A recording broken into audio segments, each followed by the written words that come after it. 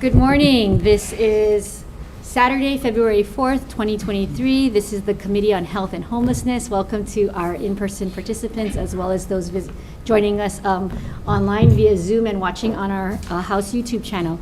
This is our 9:30 a.m. agenda for many bills that we have to meet for the triple referral deadline, as well as all bills related to things cannabis, or at least medical cannabis and cannabinoids in our House Health Committee. So members, we're going to dive right in. First up, House Bill 1097. This is relating to the Uniform Controlled Substances Act. First up, we have in support, Michael Vincent, Department of Law Enforcement. In support. We have Department of Public Safety, Jared Rudella, in support. Good morning, Chair. Jared Radula, the State Narcotics Administrator. Our testimony with the Department of Public Safety does mirror that of the new Department of Law Enforcement. This particular measure is our update bill that the legislature sees every year. It allows us to regulate bad controlled substances that have arrived in our community, as well as good controlled substances, medications that are beneficial for our community's use. So we are in support. Thank you. Thank you. Next up, Justin Tavios, individual comments. Franklin Pittman, comments. Daniel Carroll, comments. Any other late testifiers? We do have, I'm sorry, I believe in front of you, I mentioned those individuals. Any other testifiers in the room? Any testifiers on Zoom? Any members, any questions? So members, just as a way of background, especially for our newer members, this is the annual update that happens regularly, as Mr. Radula explained, and as is in the testimony of the law enforcement agency. So any questions or comments? Seeing none, okay, moving on to House Bill 70 relating to controlled substances and Delta 8 tetrahydrocannabinol. We have testimony in support from the Department of Health, and I believe that's via Zoom. Oh, I'm here. Oh, wonderful. Good morning, Chair. My name is Laurie Nagatoshi from the Health Department, Food and Drug Branch. We have our written testimony in support, and I'm here to answer any questions. Thank you. Thank you. Testimony in support from Jordan Lowe, Department of Law Enforcement. Testimony in support, Paul Okamoto, Honolulu Police. Testimony in opposition, Nikos Leverenz, by Zoom. Aloha, Madam Chair, Vice Chair, and members. Nikos Leverenz with Drug Policy Forum of Hawaii here. As with last year, we're opposed to the inclusion of Delta 8 THC into the state's Controlled Substances Act as Schedule 1. Delta 8 is not on the Federal Controlled Substances Act, so it's very, interesting that this bill comes right after the prior one. And, the recent FDA inaction on CBD products indicates that we need more federal direction at minimum here, and that now is not the time to start adding Schedule 1 substances to the Controlled Substances Act, particularly cannabis-related substances. Just a few years, 3 years ago, this legislature, passed a resolution calling upon Congress to remove cannabis entirely from the Federal Controlled Substances Act. So it really doesn't make sense to criminalize this component of cannabis right now at this point in time, and we should wait for further direction from the federal government. We also have a Ninth Circuit ruling last year that, makes Delta 8 products derived from industrial hemp under the Farm Bill legal. So we ask that this bill be deferred. Mahalo. Okay, thank you, Mr. Leverenz. Comments from Mr. Tai Chang, Aloha Green Holdings, Inc. Good morning, Chair.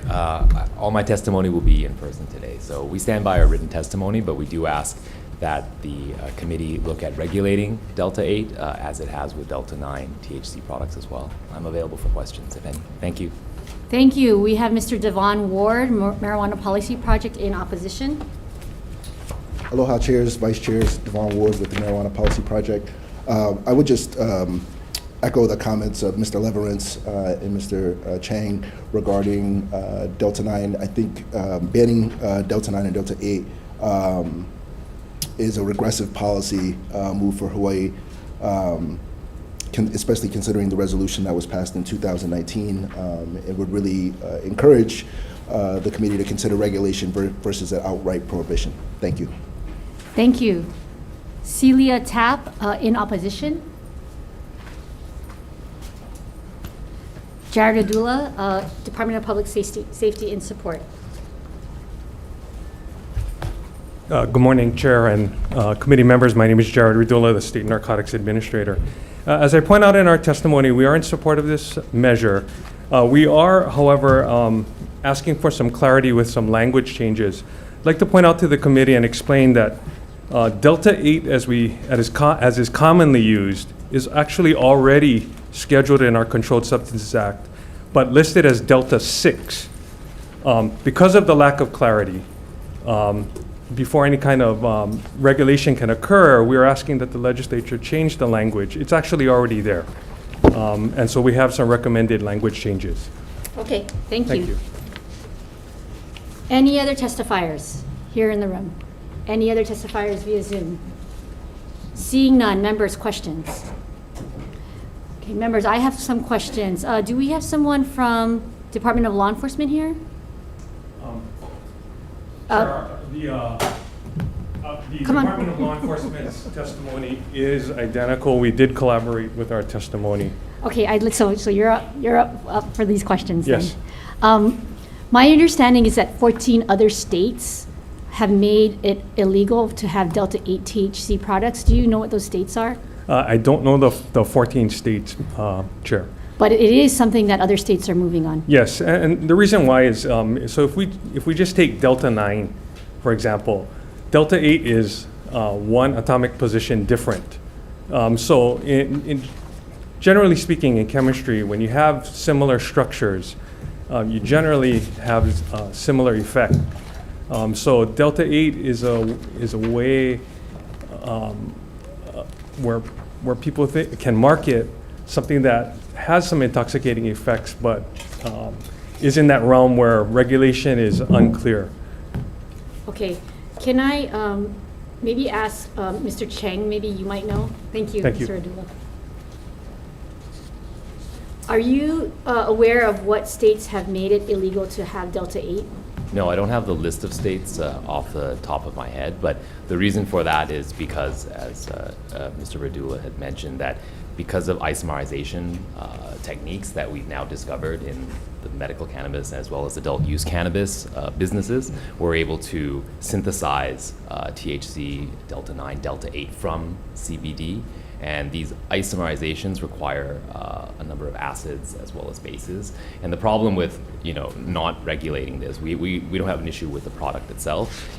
It's that if by not regulating, you'll have the acids and isomerization. You're not sure what other chemicals are created. And because the Delta 8 product is an untested product that's sold at gas stations or hemp stores, there could be long-lasting damaging effects to people's brains as well as to their respiratory system. And so we do ask that they consider regulation. The dispensaries themselves sometimes do sell Delta 8 products. It's a rare, naturally occurring cannabinoid that does occur within the plant itself. Delta 8 is known to be about 30 to 40% less euphoric than Delta 9, and it does have some also, it makes you eat as well, so it makes you hungrier as well. So it's actually a pretty good cannabinoid for cancer patients who require, they don't want to be so high or euphoric, but yet want the effects for eating and trying to eat more to gain weight. Okay, when you say euphoric effect, is that the same to say as in the testimony of the Department of Law Enforcement, a legal high? I guess it just depends on, when I hear a good joke, it makes me feel high. So I guess it's quite relative to how you feel. There is scientific research about how intoxicating Delta 8 can be, and there are intoxicating effects though. So I couldn't comment on how much more. So I'm sorry I have to put you on the spot, but you're here to answer my question, so you're it, Mr. Chang. Should we as members of the community be concerned that this legal high that can be gotten off of hemp products that are widely available in the community. Should we be concerned about its effects on children? Yeah, I think so. I think that, we have age limits on who can enter a medical cannabis dispensary, and for that reason, we do have younger patients under 21 under, specific qualification from their doctors. But Delta 8 products are sold, that we've been tracking one very famous seller here in Hawaii who had their Chinatown store shut down, but they've reopened their store, which is a stall in Waikiki, and they've been selling it to whomever. They say they card and they check identification, that they don't sell to children, but we've heard as well that they do sell to anyone who'd like to walk up to that stall and purchase their products. Okay, I'm going to read to you the list of the 14 states that have already made Delta 8 illegal. Please tell me which of these states have adult recreational Yeah, that's right. cannabis. Yes. Alaska, Yes. Colorado, Yes. Delaware, Does it? Yeah. Not yet. Not yet. Idaho, No. Iowa, No. Montana, No. New York, Yes. Just recently. Nevada, Yes. North Dakota, No. Oregon, Yes. Rhode Island, Yes. Vermont, Yes. Right. Yes. Utah, No. Washington. Medical, yeah. Yes. So 8 states that have adult recreational have already made Delta 8 THC unlawful and illegal. Yes. That makes sense. Is that an appropriate regulation to have, whether you support medical cannabis or adult use rec? Well, I'm always for access to products, so I think with an adult use market, these states who have regulated it, there is Delta 8 that is available. The Department of Health has recently amended their rules this past year, which requires all the medical cannabis dispensaries to now label Delta 8, even if there's 0 Delta 8 within that product. They would like to see for total concentration Delta 9, Delta 8, as well as THCA, which is the acid form prior to decarboxylation. And so we agree that it should be regulated, and the DOH do come to check how we formulate and how we create those products that contain Delta 8. It would be, because it's unknown how Delta 8 is now affecting people's use through synthesization. That is the concern. So I think regulating the product is much more important than just outright banning it. And in my testimony, I did state, it's a good idea to keep these products, of course, untested products out of the hands of youth, but we should also be able to sell those products that are tested out of the medical cannabis dispensaries, or even maybe potentially future adult use dispensaries. Okay, thank you. I think Thank you. all of my questions have been answered. Members, any other further questions? Representative Kobayashi. For Department Law Enforcement, in prior years, when we've had this annual list given to us about controlled substances, we were told that illegal producers of drugs that got people high were great chemists, and they would alter their products so that they didn't fit the exact prescription that we had in our law. This sounds like the same thing. You're saying that there is one atomic particle difference between Delta 8 and Delta 9, I think. So previously, it was an annual catch-up game to name a particular substance. Are we doing the same thing here? No. What occurs in science, Representative, is that when these substances are discovered in science, the people who discover them, there is a agreed upon way to name these substances. But in the case of these particular types or groups of substances, that naming convention is not agreed upon. So if you come from this line of thinking, you'll name it this way, Delta 6. But if you come from the other type of name, the other way of looking at it, you may call it Delta 8. So our law in 329.14 accounts for the difference in naming by saying that we understand that the naming conventions are not agreed upon. So if it has this structure, that's what we are going to regulate. So it's a little bit different than what you were previously talking about with synthetic cannabinoids, where a chemist will change the structure very slightly and then require us to come to the legislature and try to regulate a new substance again. This particular issue is more of how scientists name these products. The naming is not standardized. Okay, so your catch-all category is, and they're optical isomers. Yes, that's one way we And then as regulators, try to catch Later all. on, you were talking about, and the term, quote, other names, unquote. Yes. Is that already in our law? The term So other names? we've included in our testimony a recommendation to add other name to make our laws more clear to the public. Okay. But your testimony doesn't say where we put other names. So I think I pointed out in the testimony on one page what lines we should. Okay. I don't see it in, at least, okay, thank you. Thank you. Thank you. Members, any other questions? All right, seeing none, we will move on to House Bill 1217. This is a bill to address and strengthen the integrity of our medical cannabis laws, members. Up first is comments from the Department of Health.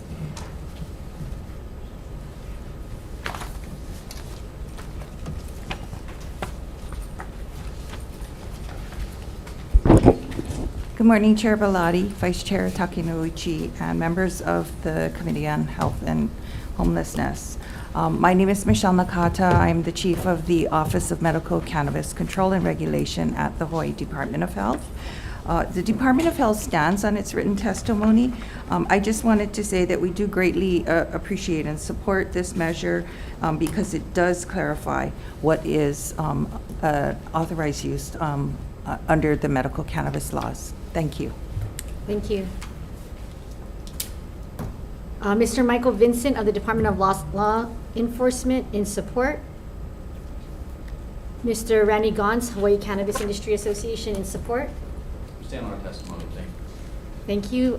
Testimony from Mr. Cheng, Aloha Green Holdings, support with comments. Good morning, Chair, again. Yes, we support the initiative. We think it's important to give the Department of Health some type of teeth or ability to enforce the caregiver grows that are currently proliferating here in the state of Hawaii. We ask only that growers who do provide medicine, be subjected to similar rules and regulations as the medical cannabis industry licensees have to face. One issue, of course, that's been plaguing the Department of Health as well as the state is the stacking of 329 cards, which allow for cooperatives, so-called cooperatives, to operate. The industry and Aloha Green definitely support true cooperatives where it is a nonprofit organization which has members where they grow plants in a communal setting and allow for the proceeds and the bounty of that harvest to be shared among its members. That's what these co-ops were meant to be. They're not meant to be a profit or commercial operation where you're stacking thousands and thousands of plants on top of one another, which has environmental as well as health and safety concerns for the surrounding community as well as the individuals who partake in that medicine when it's not lab tested and there is no information of where it's from. The comment that we made in our testimony is to ask the committee to consider limiting the 5 caregiver grows to the TMK. If by the broad word of location, there is an opportunity for so-called cooperatives to condominiumize the location to say that each table is actually a unit of a condo. And so, but also we also see that there are importance in grows larger than 5 caregivers, which do happen, and the Department of Health can speak to the number of caregivers and the number of grows which have actually more than 5. They have statistics on the numbers of how many have been stacked. There are some that are truly helping the community, and we ask that there also be a provision allowed that the Cannabis Office is able to provide written authorization for locations for more than 5 caregivers to be stacked. So there could be some situations where 10, 20, 15 maybe on our neighboring islands where it makes economic sense to provide that medicine to its patients. Thank you. Thank you, Mr. Chang. We have Green Aloha Limited support. Casey Rothstein. Hi. Green Aloha will stand on our comments. Just echo what Mr. Chang just said rather than repeat it. Thank you. Kura Wahoo, Mihoko Ito. Noah, that's in support. Noah Botanicals, Bill Jarvis, in support. We have Victor Ramos, individual, in support. Ms. Ann Chung, individual, in support. Mr. Goldstein, individual, in support. Via Zoom. Are any of you there via Zoom? Yeah, hi. Can you hear me? Yes, Okay. we can hear you. We are not able to, there we go. All right. Thank you, Chair Bellotti and Vice Chair Takanuchi, Brian Goldstein. I am in support of 1217 and am recommending that language be added to strengthen access to medical cannabis by individuals that own firearms. Currently, the Honolulu Police Department is sending out letters to 329 cardholders ordering them to surrender their firearms. I meant to attach a copy of that letter to my testimony, but got to do so, so I'm happy to provide that. My recommendation is that the legislature amends 134-7 of Hawaii Revised Statutes to make the possession of a medical cannabis card not disqualifying for a person to own or possess or control a firearm.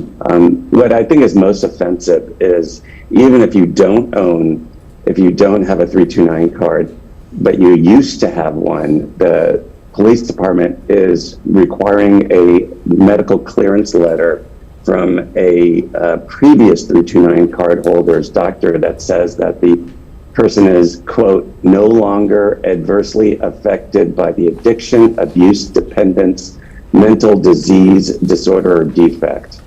I think it's incredibly offensive that the Honolulu Police Department or any police department would equate the possession of a medical cannabis card to someone that is afflicted by mental disease, disorder, or defect. Thank you. Thank you, Mr. Goldstein. We have comments from Mr. Carl Michael Kavlat-Valvik. Testimony in support from Department of Public Safety. Mr. Radulov. Sure, we'll stand on our written testimony. Thank you. Members, any other testifiers? Ms. Ito for Kura Wahoo. Good morning. My apologies for being late this morning. Mihoko Ito on behalf of Kura Wahoo. We'll stand on our testimony in support of this bill and are happy to answer questions. Thank you. Okay, any late testifiers in the room? Any late testifiers via Zoom? Seeing none, members, questions? Ms. Nakata, I have questions for you.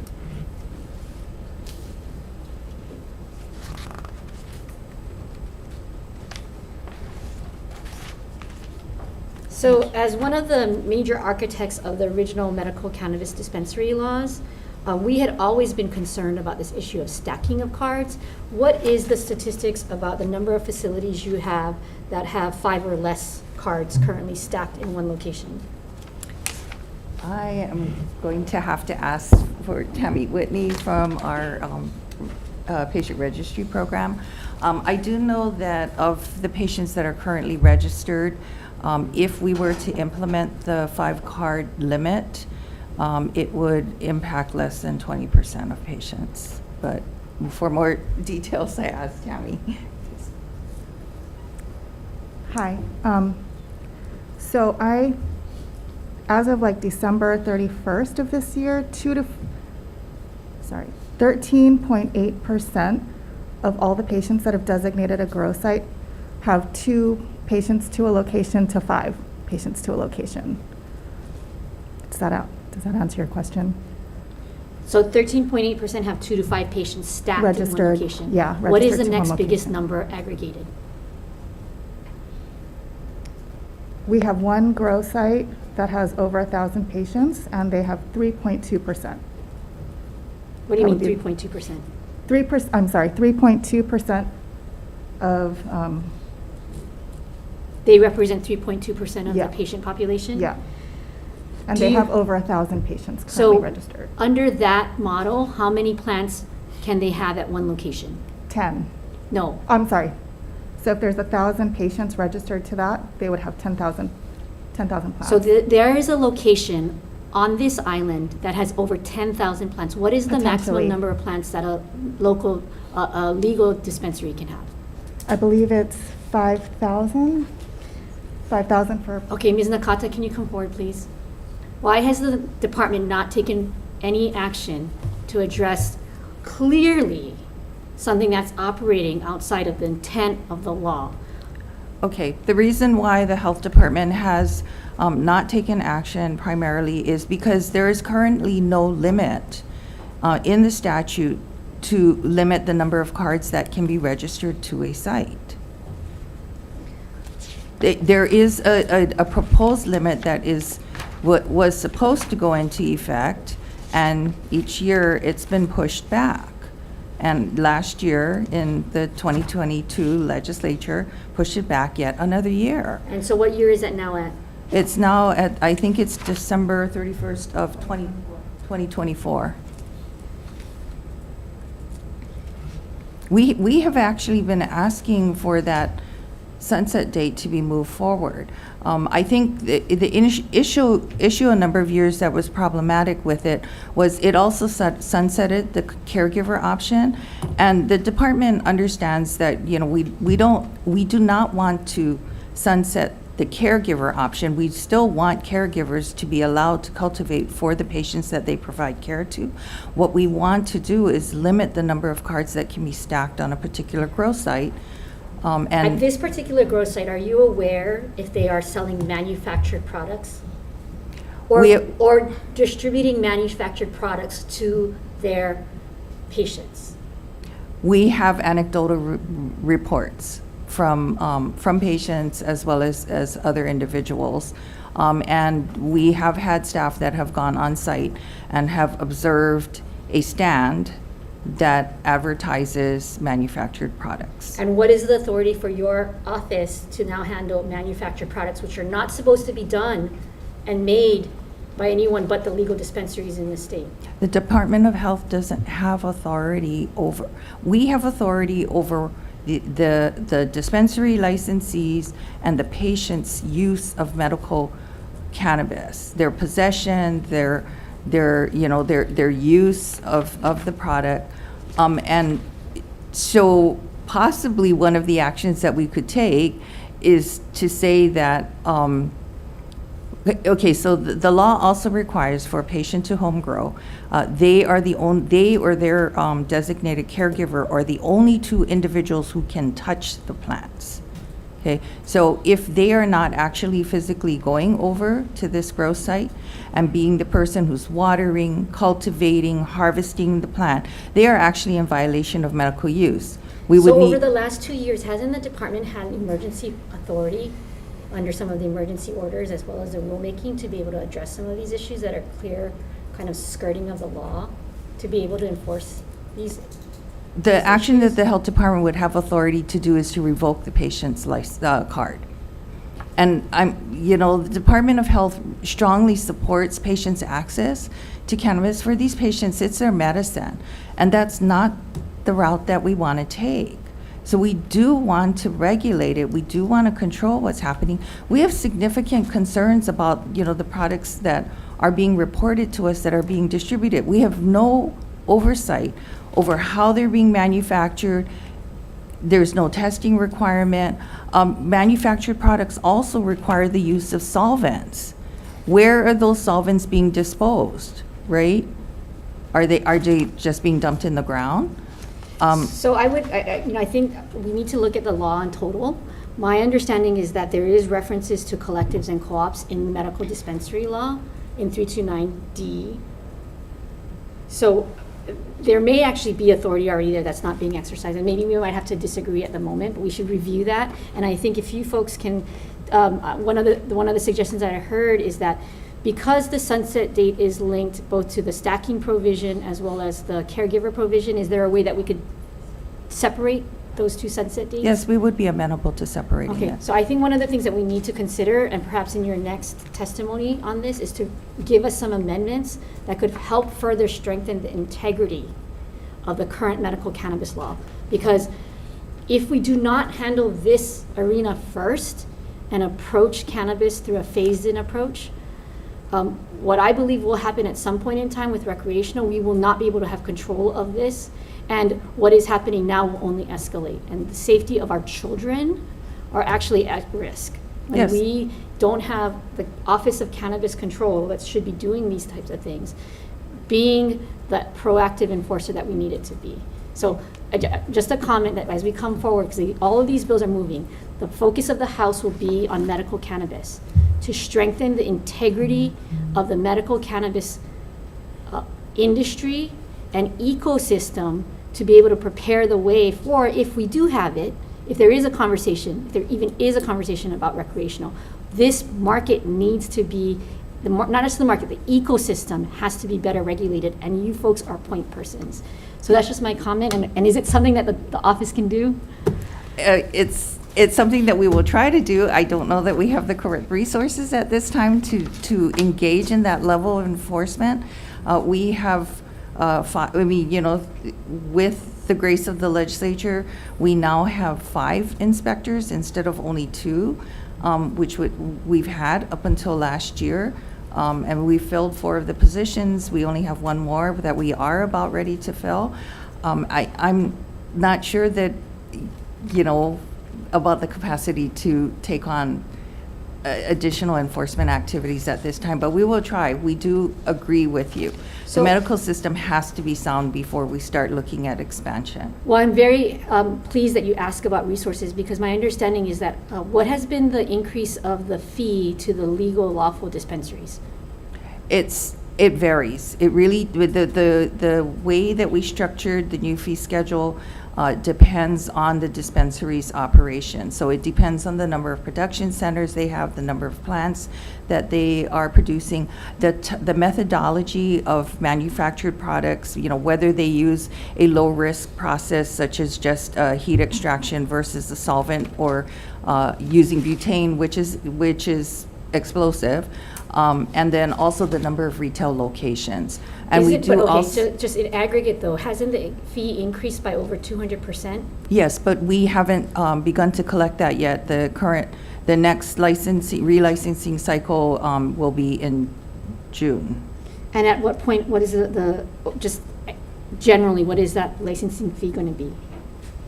I do not have that information off the top of my head, I'm sorry. I can get that to you. Okay, I see a dispensary Mr. Chang, can you come forward and tell us what that amount is? For your dispensary, right? Oh, yeah, for my dispensary. So Aloha Green does operate one of the larger dispensaries here on this island, and so the state is looking at increasing our annual fees from $50,000 to about $310,000. $310,000. $310,000. We have 3 dispensaries, which are going to be $20,000 each. Annual renewal, and our production center, because we have about 5,000 plants, will be at about $65,000 for that production center.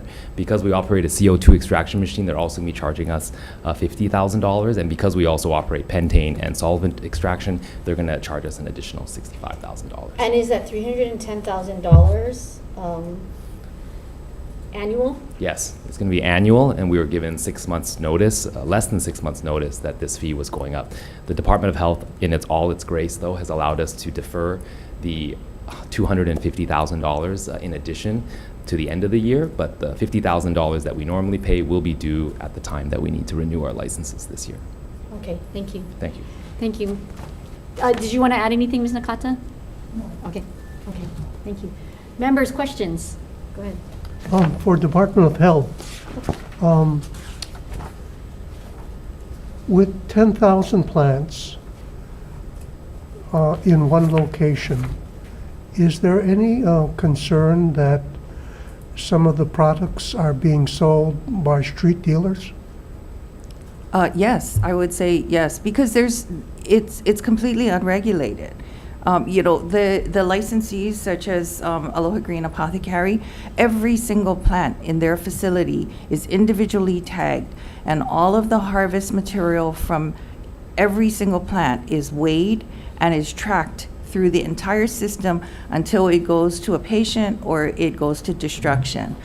We have no oversight over any of the plants on these grow sites.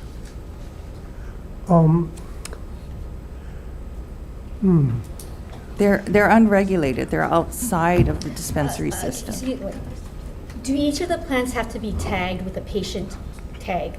Yes, they do. So you have the authority to go in and see if those plants are tagged at the very least? Correct. And we have done that on a couple of occasions, and where the plants were not properly tagged or they were in excess of a patient's 10-count limit, we had to coordinate with law enforcement, but we did, and those plants were seized and destroyed. How many plants were seized and destroyed at that enforcement action?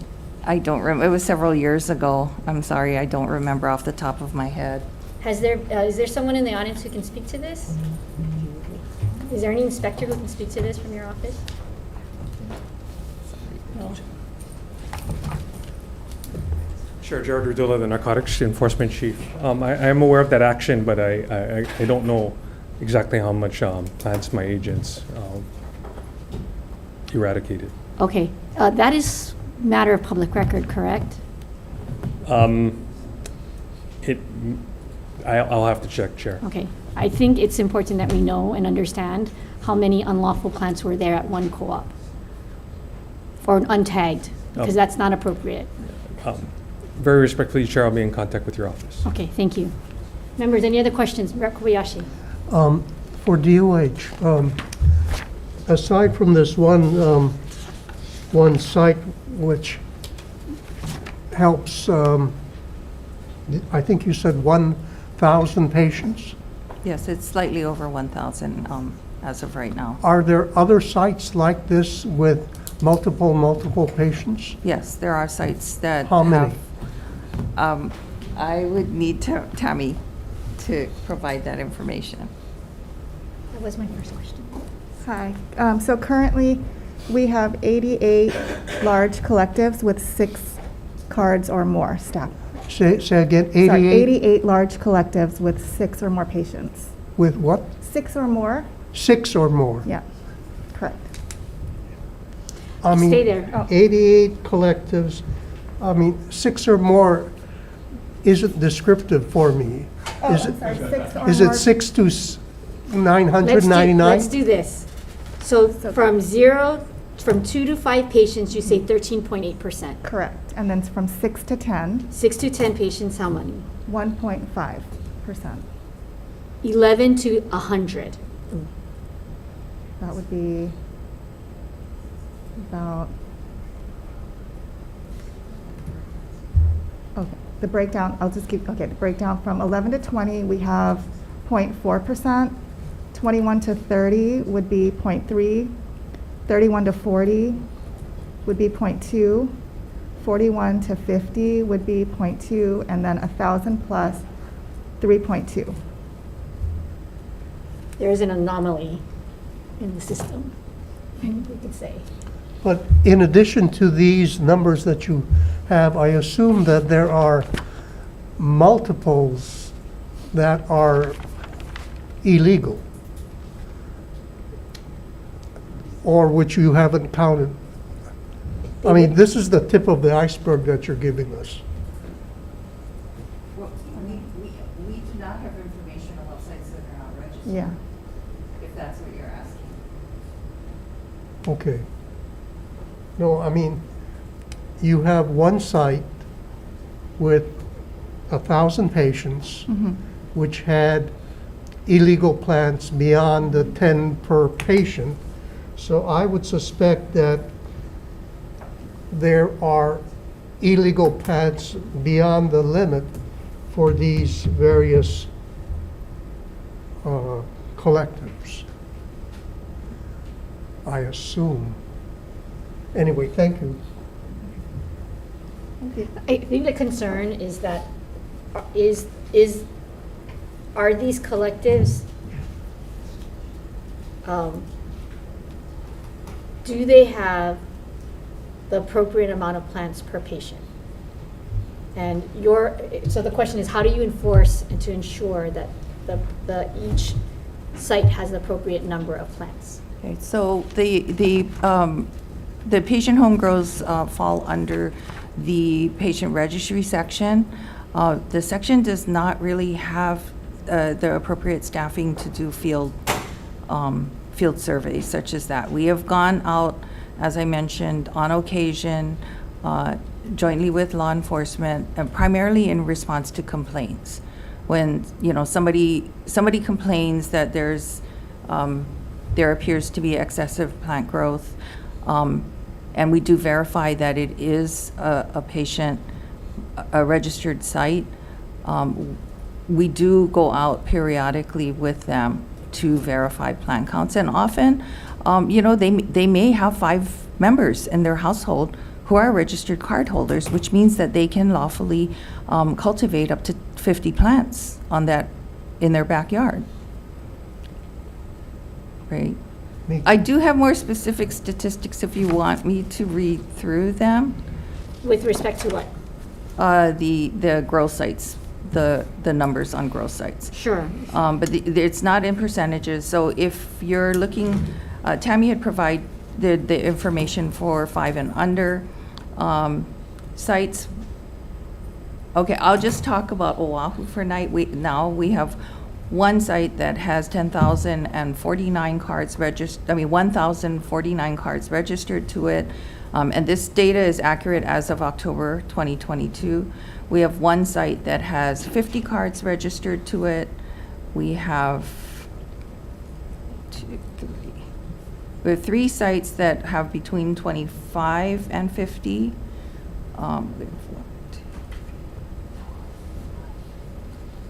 Then we have another 7 sites that have 10 to 24 cards registered to it. So there are a number of sites, and more prolific on Oahu than on other islands, but the other islands do have similar situations. Okay. As this bill moves forward, I think this data is really important. I did not see this data in any of the reports I've seen so far, but I haven't gotten through all of the reports from the department as of yet. And so I think, again, as this moves forward, if we can continue to have the conversation about what the market and the ecosystem looks like and what are the appropriate regulations, I think that would be something very helpful for this committee and members of this committee. Yes, and it is something that the office is trying to do. We just got our epidemiologist middle of next year, so last year we finally have somebody who can actually start to look at and analyze all the data we have. Okay. Thank you. Thank you so much. Members, any further questions? Great. Okay. Oh, go ahead, Rep. Mizuno. I didn't have a question, but I noticed in the audience, we have a colleague of ours, former state senator of Oklahoma from 2005 to 2014, Connie Johnson. Connie also ran for governor of Oklahoma back in 2018 and just last year. And she does have substantial knowledge on medical cannabis. So I just wanted to recognize the presence of our colleague from Oklahoma. Thank you, Chairman Zuno. Pleasure to be here. Thank you. Thank you for joining us. And we know that there's a lot of sharing of best practices between states, so we are appreciative of your presence here today. Thank you. Thank you, Chair. All right, we'll move on. Let's go to House Bill 696. This is another bill that also seeks to strengthen the medical cannabis program. Testimony first, with comments from Department of Health. Ms. Nakata.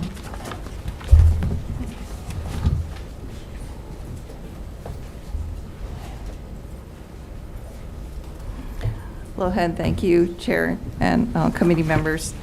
The Department of Health, again, stands in strong support of this measure. We stand on our written testimony.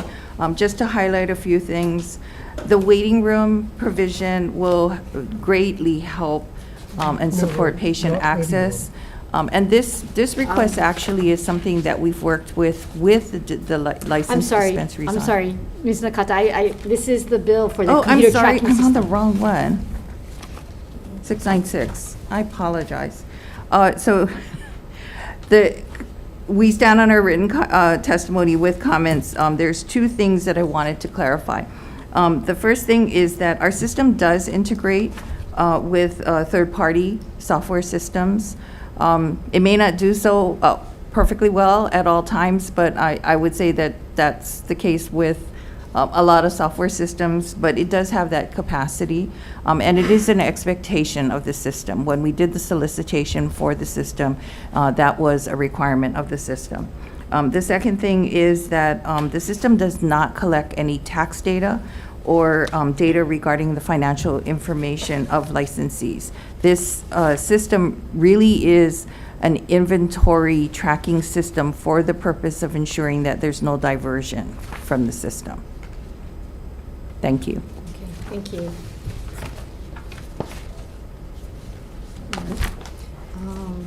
We have testimony next, comments from DCCA, Division of Financial Institutions via Zoom. Hello, hi, Chair Bellotti. My name is Iris Cicada. I'm the Commissioner for the Division of Financial Institutions, Department of Commerce and Consumer Affairs, and we of course defer to the Department of Health since this matter is under the purview of the Department of Health's overview. We limit our comments to page 3 relating to the financial data banks and other financial institutions may access of individual and businesses. As Ms. Nakata said, we do not believe that this software collects any of that financial data, and banks and other financial institutions are required to collect financial information on individuals and businesses before opening any individual or business account, and does so during the monitoring of these accounts. I will be available for any questions. Thank you. Thank you, Ms. Ikeda. Next up, we have Department of Taxation, comments in person. Good morning, Chair Bellotti and Vice Chair Takenouchi and committee members. I am Gary Sugunuma, Director of Taxation. You have our written testimony which notes that we are able to administer this measure as currently drafted, and so I'm here to answer any questions you have. Thank you. Thank you. Jean Robinson from Metric. In person. Thank you. Oh, Thank you for the opportunity to submit testimony on House Bill 696. Transparency and accurate data collection is key, we believe, to a successful and safe cannabis tracking or cannabis program. So we are in favor of House Bill 696. I hear what the financial institutions and Division of Tax are saying. Some of the seed to sale systems and inventory systems are able to collect that data. So that's just interesting to hear. I understand if that can be done. But requiring, I think the gist of the bill that we support, you do have a written testimony in full, but Metric really believes the reporting required in this bill is important information for policymakers to have. And I think you've talked about this already in the previous bills, but this kind of information can really provide insight and inform policy-making decisions in the future. So we're in favor of the bill. Thank you for the opportunity. Thank you, Ms. Robinson. We have testimony from Victor Ramos in support individual. Are there any other testifiers in the room? Any other testifiers in Zoom? Seeing none, members' questions. Ms. Nakata, I have some questions.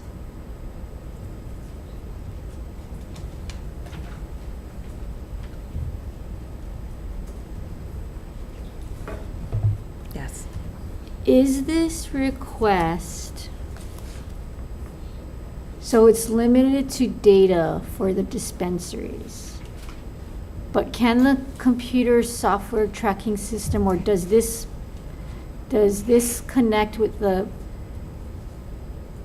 data systems that you folks have on the individual patients and or now these collectives and co-ops that have developed?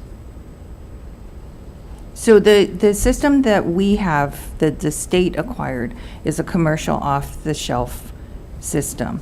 And we do not require the dispensary licensees to use the same system.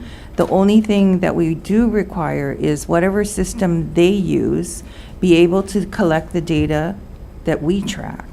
and that it be able to connect to our system and provide that data in real time. Some of the dispensary licensees chose to, and I think the majority of them chose to start up with the same system that we started up with in 2015. But since then, some of them have migrated to other systems, and it connects, and then it feeds the data that we require into our system so that we have real-time availability. But as I mentioned, it's limited to primarily inventory data. We do get retail sales data that's as a part of tracking patient purchases.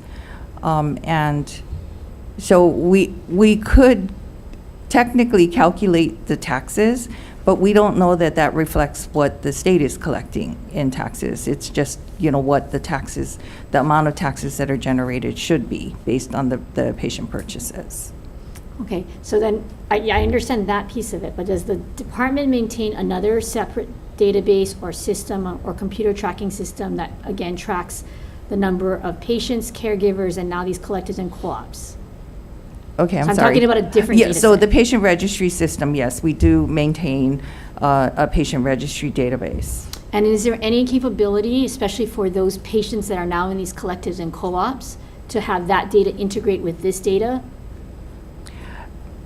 We are looking at it right now that, now that I mentioned last year, in addition to getting our epidemiologists, we also were able to establish and fill our information technology person. And so that is something that we are working on, whether it's ideally, we would like to directly link the two systems so that we have better visibility about which patients are actually utilizing the dispensary system, what kinds of products are important for them, based on what kinds of qualifying conditions they have, and all of that information. So that is a work in progress. Okay, I think that's something important for us to know and follow. And also, again, as these collective and co-ops develop, as they might have been contemplated by the law previously, we still need insights into what's happening with those products as well. And if they fall more into the dispensary or manufacturing realm, then we also need insights into that. So I would urge you guys to continue to think about how to link those two systems. Okay, great, thank you. Okay, members, any other questions? Go ahead, Representative Kobayashi.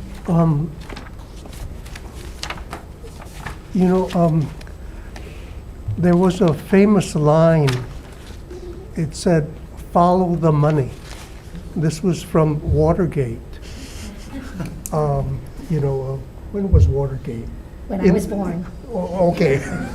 Sorry. 1972 campaign, but the advice was follow the money. It seems that there seems to be an inability to follow the money. I would say Because- that's correct for the current, the medical use system as it's currently established. When I was not part of the program when it was first stood up, I joined in at the end of 2018, and when I came on board, two things were pretty obvious to me. The primary focus of the way that the program was established was on preventing diversion. I mean, that was, the atmosphere was very different. Back in 2015, there was there were much less states that had legalized cannabis either for medical use or recreationally. And so I think there was a very strong concern about protecting the state's program from federal intervention. And the primary way to do that was to ensure that there was no diversion from the state's program, into illicit activities. And so I would say almost all of the focus was primarily just on preventing any of the cannabis from leaving the system. But it's true, the public health concerns about product safety and about, where the money is going and where the money is coming from, all of those things are things that are not, that I would say it's not within the subject matter expertise of the health department. Well, it looks like DCCA can collect a lot of information about the businesses. It doesn't exactly say what they can or cannot, but then they say all of the information is considered personal information to the account and is only shared on a need-to-know basis. So it looks like taxation, DCCA, and you could well benefit from a sharing of information. Yes, Has and- this been done in any other state? Other states' programs actually have an entire division dedicated to looking into financial backgrounds and transactions of their licensees. These are more typically the adult use states that have all of that built in as a part of their process. We don't have that as a part of our process, but that was also something that I did recognize when I came on board with the program, and I have since developed a really good working relationship with Ms. Ikeda from DCCA, and we are in the process of drafting a memorandum of agreement to allow us to work together to do exactly that. Basically, they would be providing us with the financial, the subject matter expertise. We would provide them with access to data, and they would advise us on recommendations. So we are working on that. It is something that we are working on. Thank you. Thank you. Questions for Ms. Ikeda if you're still here? And I appreciate that you've been participating via Zoom. I know that this is a busy Saturday for many folks, even though it's a rainy and thunderous Saturday. Yes, Chair Bellotti, I'm still here. I have blinked in and out because we've been losing electricity. Oh, So I no. apologize in advance if I suddenly disappear. Oh, no, well, it's a good day to have a Saturday hearing, I think. Ms. Ikeda, so this provision in here that would allow banks to have access, my understanding is that there is still no formal banking of this industry here, is that correct? And will this measure help? That is correct. So there is no banking services for either our banks or credit unions for the medical dispensaries, as they can attest to. I have been, as you know, I have been working with Congress since 2015 to try to get some legislation passed to have the safe harbor for banks to allow for the banking services. We do find that it is a risk for the dispensaries to be so cash intensive in their services. So would this? I do not think that this bill is going to help that, though. Okay. All right, so still a problem for us. Thank you, Ms. Ikeda. Thank you. Members, any other questions? Okay, let's move on. Thank you to the audience and participants. We are moving on to House Bill 1082, and now these are more intended amendments to the cannabis program, the medical cannabis program. We have testimony and support from Ms. Nakata, Department of Health.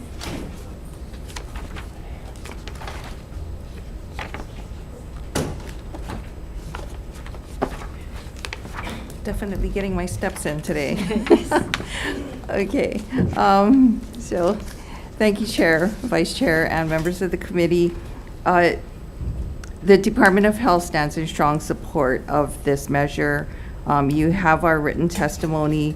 The three things that I wanted to highlight are the waiting room will definitely improve patient access. And this was a need that was actually identified by the dispensaries themselves. And the department was very amenable to working with them to implement a way that we could arrange things so that we could help patients. The dispensary to dispensary sales, we strongly support this measure as well. I mean, this provision as well. It will provide a greater variety of consistency of products, across all of the dispensaries, which will improve patient access. And we do believe that, it will also allow some of the licensees, should they choose to specialize in certain types of products, which should be able to help lower the costs for those items. Finally, it's a mechanism to protect any of the licensees from any kind of catastrophic loss. So say they had a fire in their production center, or, hurricane or flooding damage or something like that, should they lose a good proportion of their inventory, there is a mechanism for them to be able to work with another licensee to fix that, so that, and that also provides for continuity of patient access. I think our concern, and so we do appreciate removing the requirement to do rulemaking by Chapter 91.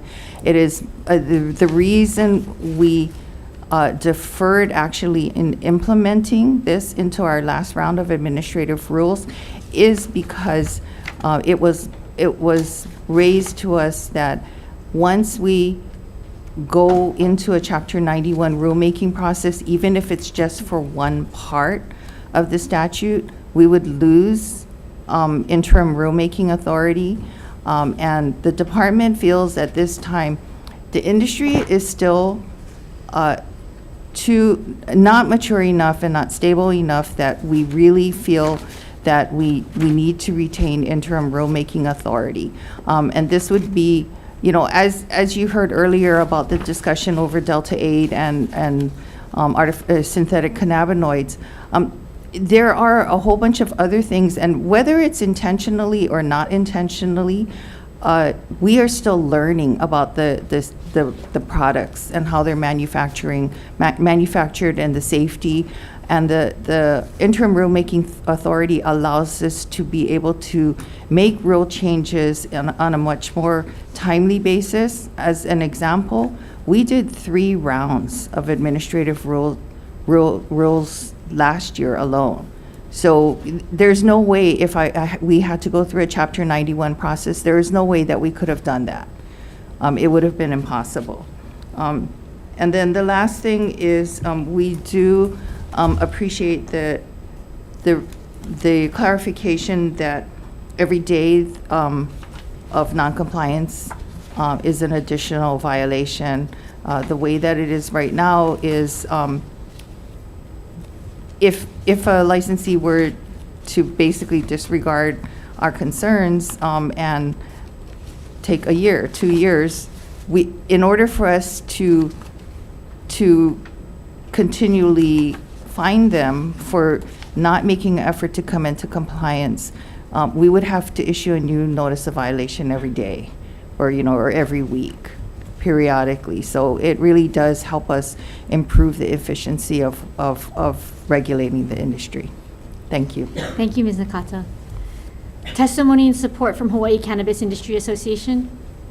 Stand on our written testimony. Thank you. Thank you. Support with comments, Aloha Green Holdings, Mr. Chang. Good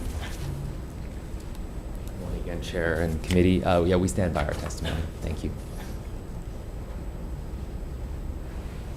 Okay, Green Aloha Limited, Casey Rothstein, in person. Hi, Casey Rothstein, Green Aloha.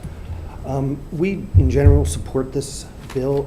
We are concerned with that last part about each day counting as a separate violation because of the dramatic inconsistencies in reporting from the Department of Health.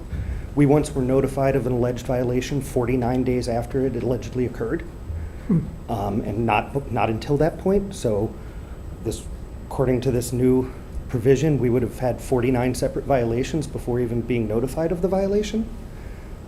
So we just feel that this particular part is just unnecessarily punitive and even perhaps hypothetical and unnecessary. Okay, thank you, Mr. Rothstein. Mr. Jarvis, Noah Botanicals. Kira Wahoo, Ms. Ito. Thank you, Chair. We'll stand on our testimony in support. No further testimony. No other late testifiers. Any testifiers in the room? Any testifiers via Zoom? Seeing none, members' questions. I have questions for Ms. Nakata.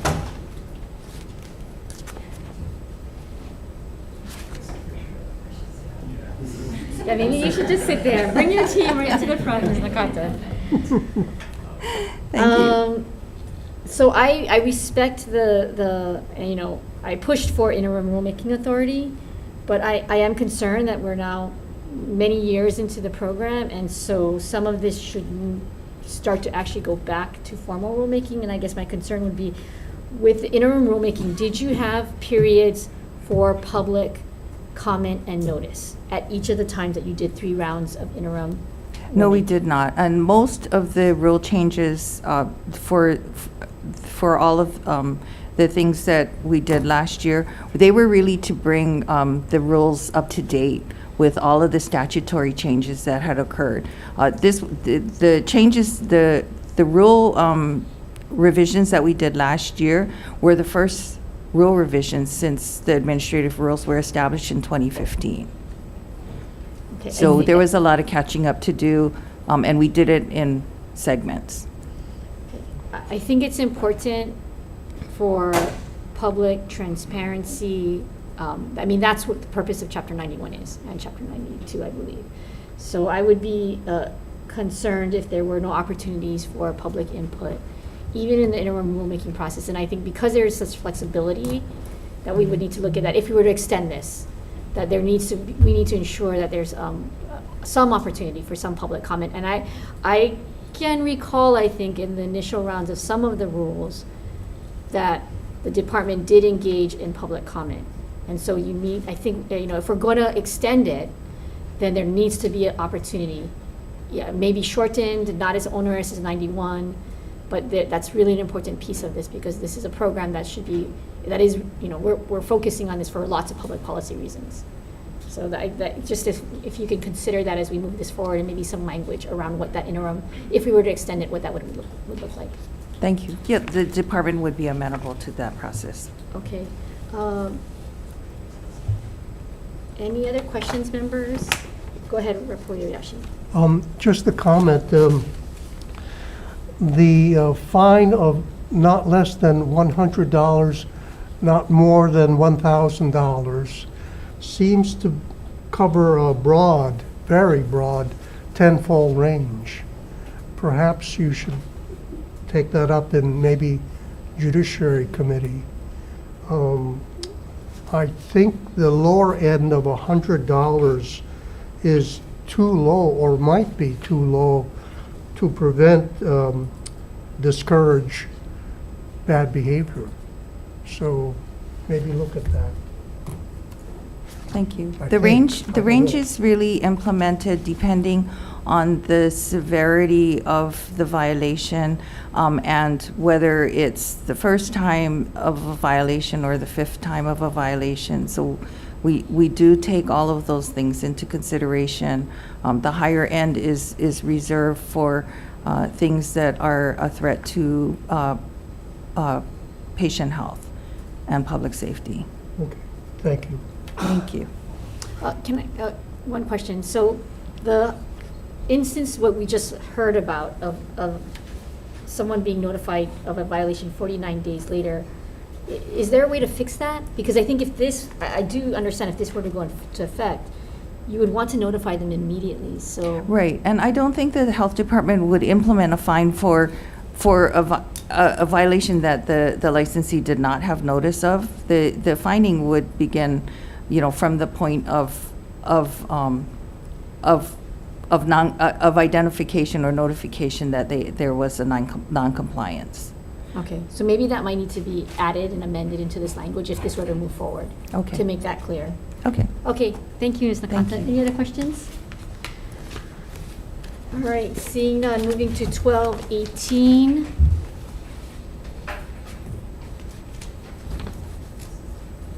Okay, more amendments to the medical cannabis dispensaries.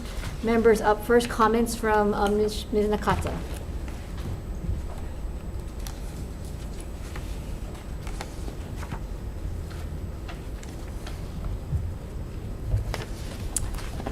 Morning, and thank you. comments? Oh, your testimony? Okay, I'm sorry. So yes, the Department of Health replies with comments. There are aspects of this measure that we support, strongly support, and there are areas that we do not support, we oppose. So just to summarize, on this, the subject of allowing for the addition of pre-rolls to what the dispensaries are able to dispense, I recognize this. This is a significant change of stance for the health department. We are amenable to allowing them to add this to their product list. The health department is still very much anti-smoking, and it took a significant amount of discussion and deliberation before the decision to do this, but the program recognizes that this is important to patients. It is one of the primary ways that cannabis is used, as a delivery system. And we do want to support patient need and access. We do get comments from patients about the difficulty, especially those that have manual dexterity challenges. It's difficult for them to make pre-rolls.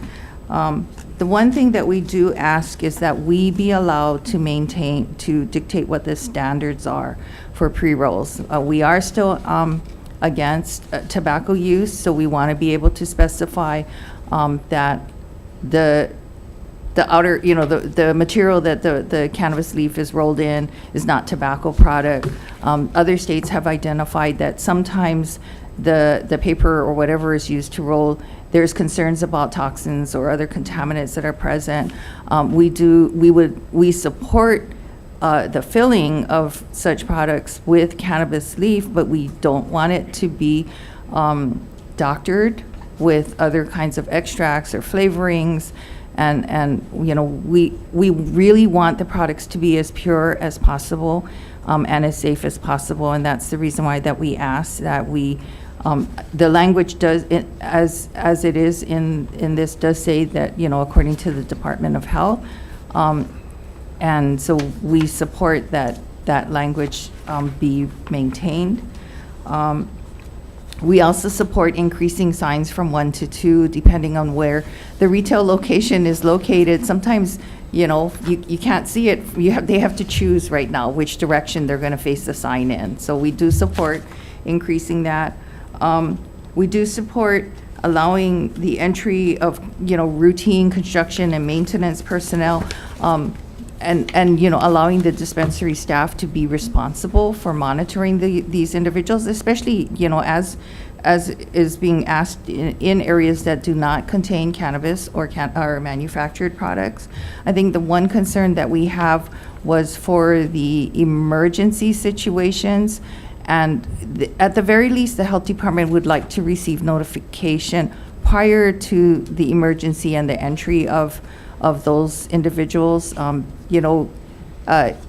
What might be determined or thought of as an emergency sometimes is not really. It's poor planning. We have had incidents in the past where it's been something like the speakers for the music system, and that was determined to be an emergency by the licensee, and we would disagree. That could have waited until Monday morning to have it fixed.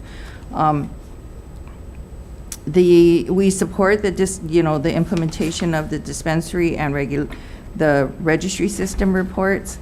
I think the things that I wanted to point out is we do not publicly disclose the location of production centers.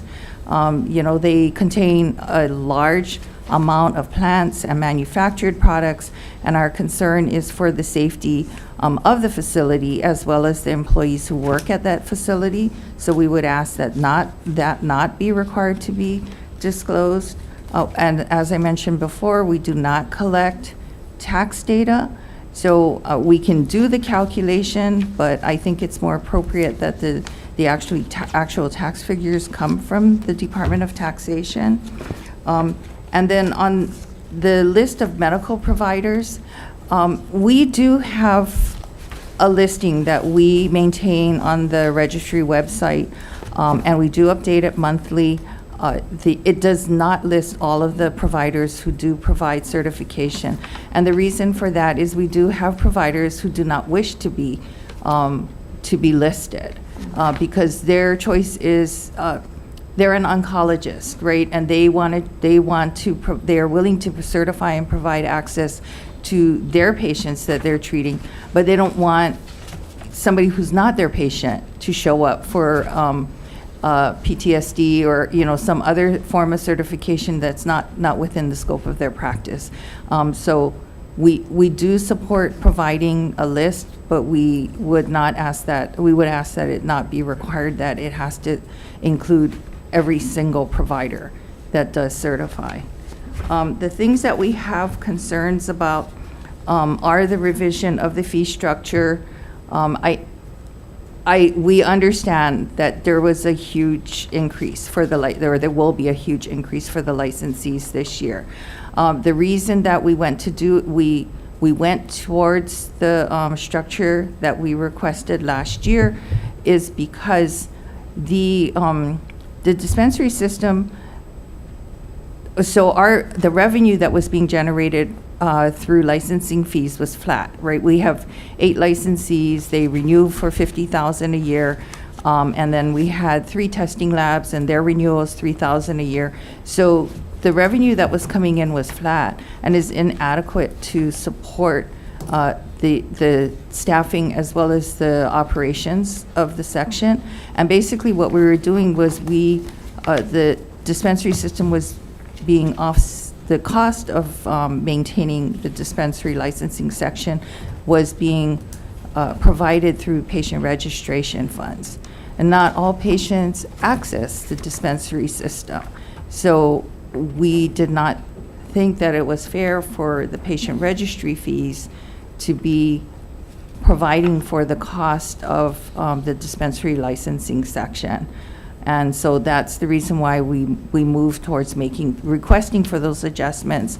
They were just implemented by the 2022 legislature, and we actually just completed the rulemaking to allow this in October.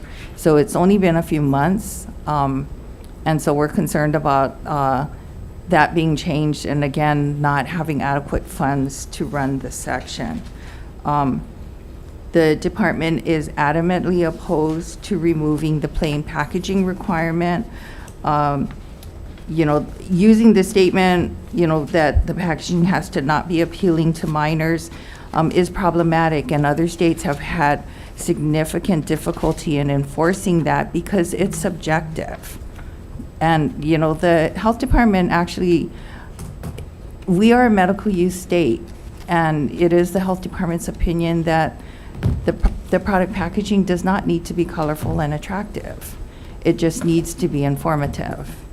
And then we do oppose the Section 12 provision to force rulemaking in the event of a severe economic impact. That language is vague, subject to interpretation again. And as I've expressed multiple times, we have a strong desire to maintain the interim rulemaking authority. Thank you. Thank you. Attorney General's Office comments via Zoom. Good morning, Chair and members of the committee. Andrew Goff, the Department of Attorney General. We did submit written comments. Just briefly on it, I will point out that the packaging requirement that DOH brought up, it's on page 17. The language used does not appeal to minors, would be very difficult to enforce, and other states have had issues, as Michelle noted. I have spoken to other attorneys in Colorado that has similar wording, and it's just difficult to pin down exactly what doesn't appeal to minors means. And then similarly, in the rulemaking authority on page 27, there is a provision to be added that says any rule that has the likelihood of severe economic impact to a stakeholder under this chapter has to go through Chapter 91 rulemaking. Again, that is a very difficult standard to define and would lead basically to any rule that touches any dispensary could be open to challenge. So we would recommend not including those, and I'm available for questioning if you have any questions. Thank you. Support with comments for Aloha Green Holdings, Mr. Tai Cheng. Good morning again, Chair, Vice Chair, and Committee. We support the intent of this bill. I did provide comments in my written testimony revolving around Chapter 91. We do support that the Department of Health should have these interim rulemaking powers as we're building out the medical cannabis program. So for wholesale, for example, that was one section that we all can agree on, and we wish that those rules would be allowed and come into power. But the issue, as I raised in my last testimony, about raising fees and renewal fees without any type of public comment, or even without public consultation with the licensees themselves, is difficult. My colleague here from Green Aloha and Kauai can speak further about what these renewal fees will do to him and his business on the neighboring islands. There is a slight discount that the Department of Health has provided to neighboring island licensees, but this is like some 5% discount that was just picked out of the air, or for whatever reason. 5% seems reasonable that you're on a neighboring island, and so really the numbers that have been assigned to the licensees has just been the Department of Health looking at their bloated $2.7 million budget for taking care of or regulating the medical licensees, and just dividing it among the 8 licenses. Thank you very much. Thank you. Support Mr. Cole from Maui Grown Therapies via Zoom. Is he there? Good morning, Madam Chair. Can you see me and hear me? Yes, we can. Thank you. Yes, thank you so much for this opportunity. I'll raise 3 issues of patient concern that are in my written testimony to you, but I'd like to just focus on the biggest issue that our Kapuna patients have identified. And that's the department's 2-year restriction for chronic conditions. And that's despite the fact the statute allows for certification for up to 3 years. Furthermore, the department requires patients that are seeking the chronic designation. If they're going to apply for the multi-year card, they have to do so after having been with their practitioner for the prior year. To illustrate the problem here on Maui with our patients, last year a certifying physician with a very extensive Kapuna practice retired. At the time he retired, Maui Grown had 1,380 of his patients in our 329 card database, many with certified chronic conditions. Now, when these patients' cards expired, they were unable to renew their chronic status and were required to reapply as a new patient, thus incurring increased fees and forfeiting their chronic status for another year, effectively a double whammy. Our proposed amendment would allow patients to choose among state-licensed, and for that matter, DOH-approved healthcare providers, and would further specify that cards for certified chronic conditions be issued for 3 years instead of the department's current limit of 2. I'll restrict my comments to just that issue for now. We have also proposed language that would remedy this inconvenience and extra cost for our patients. I'm available for questions as you wish. Thank you, Mr. Cole. Testimony and support from Kira Oahu, Ms. Ito.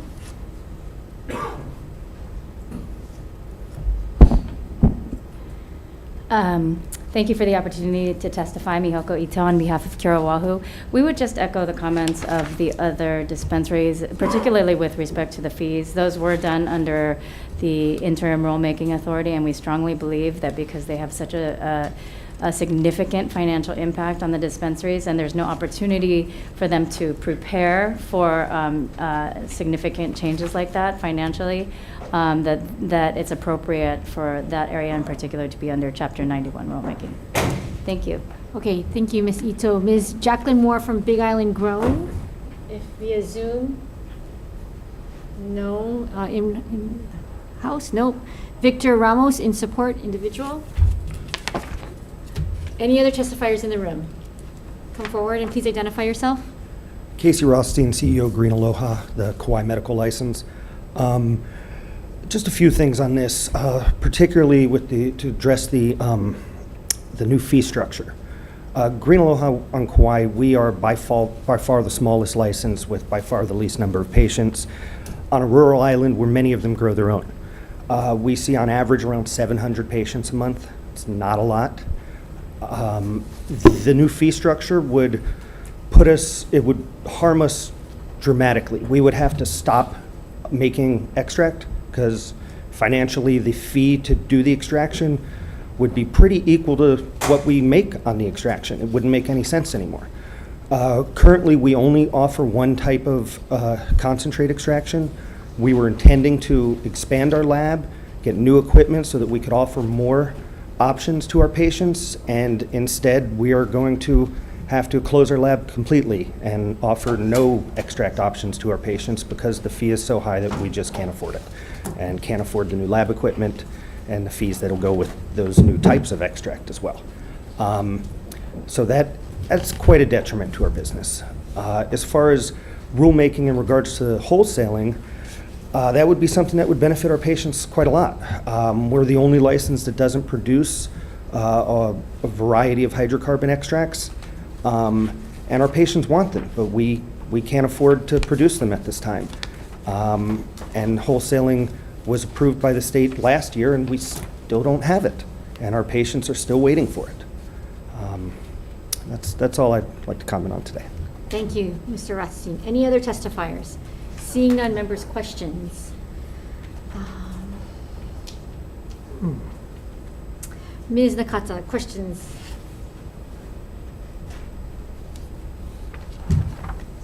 So, without the fee increase, what was the aggregate amount of annual licensing fee from the dispensaries? 400,000 a year, 400,000 a year, and then 3,000 per testing laboratory. Last year, we had 3 testing laboratories in operation. This year, last year we had 4. This year, we are down to 2 testing laboratories. And in addition to that, we have fees from violations. But I don't think it's ever amounted to more than maybe $3,000 to $5,000 a year. Because they're so good, they're so well regulated. We give them a lot of chance. What is the aggregate amount that you have in patient registry fees annually? I would have to ask Tammy Whitney for it, and I'm sorry she stepped out just now. Okay, I think that's important to know, and that's an annual fee that they pay each year. Yes, unless they have, and it works out to be this roughly about the same. It's for in-state patients, it's, I believe, $39, and as of right now, we have a little over 33,000 patients registered. And that's an annual fee? Correct. If they can register, they can do a 2-year for chronic conditions, but the payment for the 2-year is the same it's the same amount as if they paid annually. And then if we were to, the 3-year chronic condition, we would still continue to charge the patient annually? The rate would still be the same, correct. Okay. What is the fees that we get from out-of-patient or out-of-state patients? Yeah, it's just slightly more than the in-state patient. I think it's like $10 more or something we charge. I apologize. I do not know the registry side of the house as well. And then we don't know how many out-of-state patients we get? Not currently. Sorry. I think as we move into the future and as this moves to the fiscal, we need to have those numbers and know those numbers and understand kind of what the market is looking like. Yes. To help us better understand this Okay. moving forward. Members, any other questions? Thank you. Rep. Kobayashi. Just a really small micro point. On page 6, you have no designated fee shall increase by more than 2.5% annually. I mean, I wish I could have my taxes limited to 2.5% annually. That doesn't make sense. Okay, well, as I mentioned, the department does not support this change in the fee structure. Thank you. Thank you. Members, any other questions? Tammy is back. I'm not sure if she might be able to. Sure. Tammy, if you'd be able to. So the question is, in aggregate, how much were the patient registry fees For last year? I believe it was about 1.2 to 1.3 million. And then, do you know the breakdown between inpatient versus out-of-state patient, in-state versus out-of-state patients? I don't know the breakdown, but I would say majority is from our in-state folks. Okay. Of course. And then, what's used, what is that 1.31 million used for in terms of operations for the department? Those are put into the special fund. Our program was converted to general funds in 2021, I believe, so we don't have access to it. So your program, all of the department's program is generally funded? It was, so not all of the program positions. I think there's a handful of positions that were not, are still special funded, but the majority, yes, in 2021, the legislature moved to remove us from special funds and transition us to general funds. The department did not request that, and the department was surprised because it was our understanding that the legislature's intent was for the program to be self-sufficient and self-funding, and that's what we have endeavored to do. And if we were allowed to be able to return to special funds, we do believe that we can be maintained as self-sufficient. Okay, I think that's actually a signal from the legislature that maybe it's a good thing that you're generally funded, but notwithstanding that, what is the special fund monies then used for if you are now generally funded? As of this time, we don't have access to the funds, so that was something that we requested in our budget request. And what would your plans be to use with those funds? We have requested, so we do have some new positions that we had requested. They have not yet been established because we have to do a reorg before we can establish those new positions. Those are special funded positions. And then we also have made an additional budget request for positions in this year's budget request, and we've also requested that those be special funded. So that would be the intent. Okay. If the patient registry fees are 1.2 and 1.3 million annually, what is the aggregate amount now in the special fund? I do not know. We would have to get back to you with that information. Okay. I apologize. This committee is going to be very interested, and again, this bill is moving forward to CPC and finance, so I think it's really important to have that kind of information moving forward, but we have time in this legislative session. Okay, understood. Thank you. Members, any other questions? Seeing none. All right, let's move to House Bill 1219. We have testimony in opposition from the Department of Health.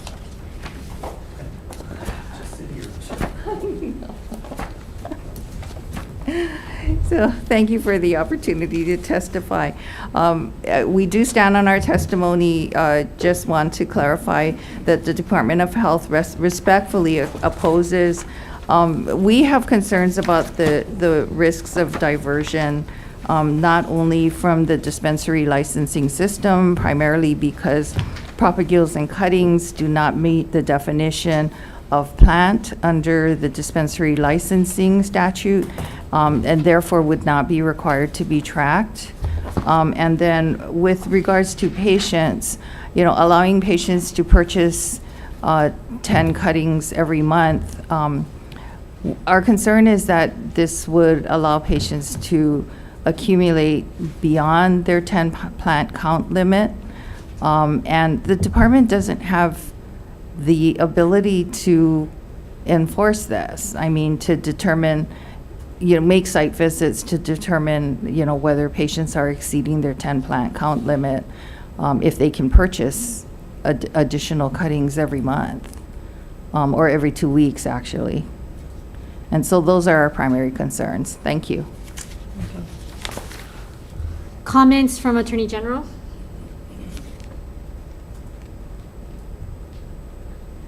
Good morning again. Andrew Goff, the Attorney General. We also have concerns about the interplay between allowing 10 plants to be purchased every 30 days and the patient's adequate supply, which is defined in 321. We did include some specifying language that would just, reference the definition of adequate supply, but it still would be an enforcement problem. Okay, thank you. Mr. Cole, testimony and support from Maui Grown Therapies. Thank you, Madam Chair.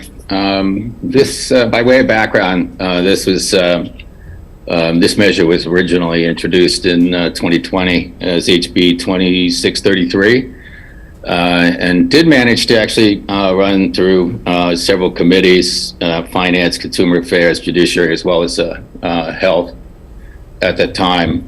Cleared the House, was transmitted to the Senate at the end of February in 2020, and then thereafter, as we all know, the legislature was indefinitely suspended because of the pandemic at that time. So this is the HB 2633 HD2 language in verbatim from that point. We're hopeful that it will again receive your favorable consideration and that of your colleagues in the other chamber. My testimony is quite clear on the rationale for this. Right now, there is no legal source for patients to get their plants. They're actually forced with current policy to source their material from the black market. And all the associated uncertainty that's related to that, both in terms of the overall health of the plant, but also in terms of properly characterizing cannabis plants. And there's a lot of research to indicate that there's vast differences between a plant that's called one thing, like Girl Scout cookies, and one dispensary versus what you would see in a black market kind of scenario, where that wide variation is indisputable in the industry. We can close that gap. Thank you for your consideration. Thank you, Mr. Cole. Mr. Chang from Aloha Green Holdings. Thank you, Madam Chair and Committee. We do support the intent of this initiative. We think it's important to support patient growing. We're not always able to provide medicine at a price that all patients can afford, and so by providing propules and cuttings, we would be able to support that. I do ask the committee to consider, though, removing language about testing. I think what's most important is testing for systemic issues such as heavy metals, pesticide residue, but when you're testing for yeast and mold or bacteria for a small propule or cutting, it's still 6 to 16 weeks of growth ahead of that small cutting, and anything could happen when it comes to how that patient decides to grow that small cutting. So I would ask just not to increase the cost and the regulation of these small items, which is a way to help patients access affordable medicine. Thank you very much. Thank you. Mr. Jarvis, NOAA Botanicals in support. Mr. Leverenz, Drug Policy Forum of Hawaii in support, if available by Zoom. Mr. Carone, Will Carone, individual in support. Andrew Simmons, individual in opposition. Celia Tapp and Rusty Tapp in opposition. Any other testifiers in the room? Any other testifiers in Zoom? Seeing none, members' questions. Wow. Questions for Ms. Nakata? We could have done this through an info briefing, but we ran out of time before the start of session. We appreciate you being here. Yes. Thank you. no problem. So is there no process for patients to be able to get seed now? No, there is no process. I mean, no process that's specified by state statute. Okay, if this proposition for cuttings or propagules were to be, to allow for purchase within a period of, like, say, 3 months at a time, would that be more appropriate? So that they're not buying 10 cuttings every month, but maybe cuttings every 6 months or every 3 months, because, you know, people can't grow their own. That's what's difficult, right, about patients growing their own. We understand that, yeah, the plants are not necessarily as easy to grow, and, you know, I will kill every plant that somebody gives me to try to grow. So I do agree that I think if you would reduce the frequency, as you are suggesting, that would be something that the department would be amenable to. Okay.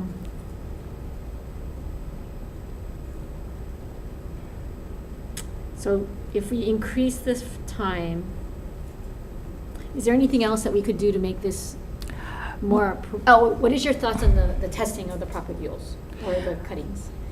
Because I do think like testing it would be onerous and actually not appropriate, because what are you testing for? The testing would increase to the cost. I mean, the laboratory testing is expensive. I did consult with one of the testing laboratories to just ask them, you know, if the limitation to pesticides and heavy metals was appropriate, and they did agree that they wouldn't test for anything else, but they said that those would be the two that they would probably look at. But it is correct that, you know, the plant is going to uptake from its environment that it's grown in subsequent to being purchased. So I would say, you know, the department is amenable to removing that. We still would like to look at a process to ensure that the department is able to maintain oversight of those particular types of inventory items within the dispensary system. I think within the dispensary system is reasonable, but if it were to go out to the patient at that point, then the patient is responsible for just tagging it as one of their 10 plants. Right. Right, okay. Thank you. Sounds very reasonable. Members, any other questions? All right, seeing none, House Bill 516, this is to open up the opportunity for certification for naturopathic physicians. We have comments from Department of Health. Good morning. Good morning. It's still good morning, right?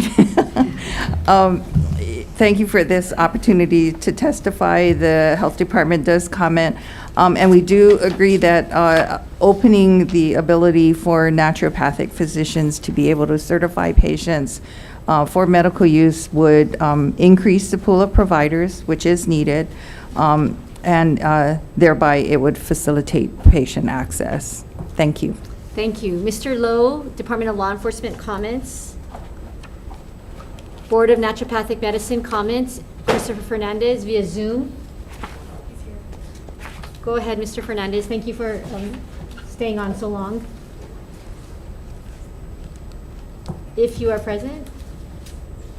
We'll come back to you, Mr. Fernandez, if you are still there. Ms. Reichart, comments from the Hawaii State Center for Nursing. In support, I believe we might have Baron Glasgow or Dr. Rachel Klein for the Hawaii Society of Naturopathic Physicians.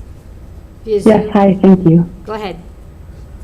Aloha, Chair, Vice Chair, and members of the committee. I'm Dr. Rachel Klein. I'm the president of the Hawaii Society of Naturopathic Physicians. We represent a significant percentage of the practicing naturopathic physicians in the state of Hawaii, and we strongly support this bill. Naturopathic physicians are primary care providers in Hawaii, and we manage pharmaceutical needs and other healthcare needs for our patients. As has been noted, there is an access issue for patients, sometimes having difficulty finding a provider who can certify them. And Hawaii law currently not including naturopathic physicians as certifying providers causes some patients to have to spend hundreds of dollars to see another provider because their primary care provider is not able to certify them. In addition to conventional medical training, naturopathic physicians have extensive training in botanical medicine and how they interact with pharmaceutical medications and nutraceutical products. Therefore, naturopathic physicians are competent to certify patients for medical cannabis and would function to improve access for patients with qualifying conditions. I will, of course, be available for questions. Thank you for this opportunity to testify. Thank you. Testimony in support from Mr. Nikos Leverens via Zoom. Aloha Chair, Vice Chair, and members. Nikos Leverens on behalf of Drug Policy Forum of Hawaii, in strong support of this bill. As my testimony also indicated, we hope that at some point the legislature will consider the recommendation of the Medical Use Working Group for last year's Dual Use Cannabis Task Force that the requirement that a debilitating medical condition be at issue instead gives way to any medical condition where the therapeutic use of cannabis may be of benefit. Mahalo.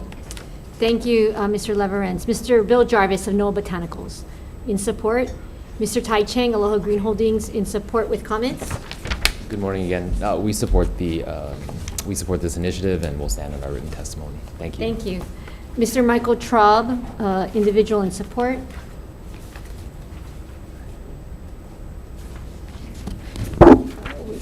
We have numerous individuals in support and Department of Public Safety with comments. Good morning. Chair, we're offering our comments, but we do have one issue in an important area of this. So traditionally, our department, we don't weigh in on which healthcare professional gets authority to work with controlled substances. We choose to allow the legislature to handle that policy matter.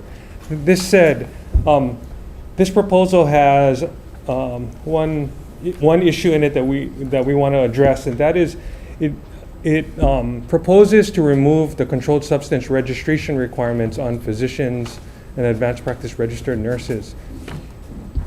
Since the beginning of our legalized programs, the legislature has always required participants to obtain a registration. And that includes physicians, advanced practice registered nurses, the dispensaries, the laboratories, the retail centers. And so consistent with that, if it is the legislature's intent to allow a naturopathic physician to participate, we would ask that you include, consistent with that tradition, that they be required to register. Registration is really important because it requires our participants and those who hold a registration to act professionally, to prevent fraud and diversion, to keep certain kinds of records. That kind of thing is in alignment with Chair's statement earlier that the House is really looking at trying to strengthen the integrity of our medical cannabis system. So we would ask that you keep that registration requirement. And as well, we would like to tell the legislature that there's been this discussion over whether or not naturopathic physicians should have controlled substances authority. In this particular case, if you choose to allow a naturopathic physician to give recommendations for medical cannabis, you can keep the registration requirement, but limit it to participation in our legalized medical use of cannabis program only. And for that, in order to support that, we've given you some language considerations to add to this bill. Thank you. Thank you. Thank you for that amending language. If there's anything that naturopathic physicians should be able to certify, it should be medical cannabis, if there's anything. Thank you very much, Mr. Abdullah. Okay, any other late testifiers here in the room?